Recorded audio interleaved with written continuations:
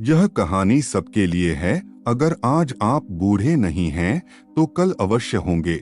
इसलिए आज बुजुर्गों की इज्जत और मदद करें, जिससे कल कोई आपकी भी मदद और इज्जत करे। याद रखें, जो आज दिया जाता है वही कल प्राप्त होता है। एक बार यूनान के मशहूर दार्शनिक सुकरात भ्रमण करते हुए एक नगर में गए। वहां उनकी मुलाकात एक वृद्ध सज्जन से हुई। दोनों आपस में काफी घुल मिल गए। वृद्ध सज्जन आग्रहपूर्वक सुकरात को अपने निवास पर ले गए। भरा पूरा परिवार था उनका। घर में बहू, बेटे, पौत्र पौत्रियां सभी थे।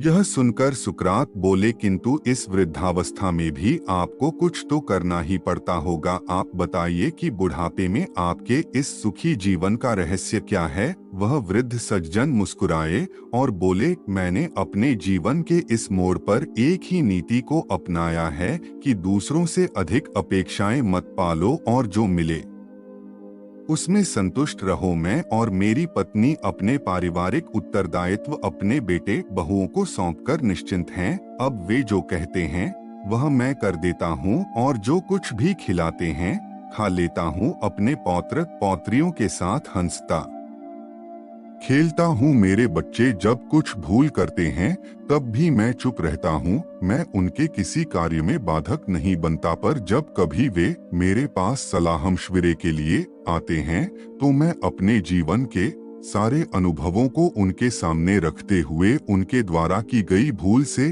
उत्पन्न दुष्परिणामों की ओर सचेत कर देता हूँ। अब वे मेरी सलाह पर कितना अमल करते या नहीं करते हैं, यह देखना और अपना मन व्यथित करना मेरा काम नहीं है। वे मेरे निर्देशों पर चले ही मेरा यह आग्रह नहीं होता। परामर्श देने के बाद भी यदि वे भूल करते हैं तो मैं चिंतित नहीं होता। उस पर भी यदि वे मेरे पास पुनः आते हैं तो मैं पुनः सही सलाह देकर उन्हें विदा करता हूँ। बुजुर्ग सज्जन की यह बात सुनकर सुकरात बहुत प्रसन्न हुए। उन्होंने कहा, इस आयु में जीवन कैसे जिया जाए, यह आपने सम्यक समझ लिया है।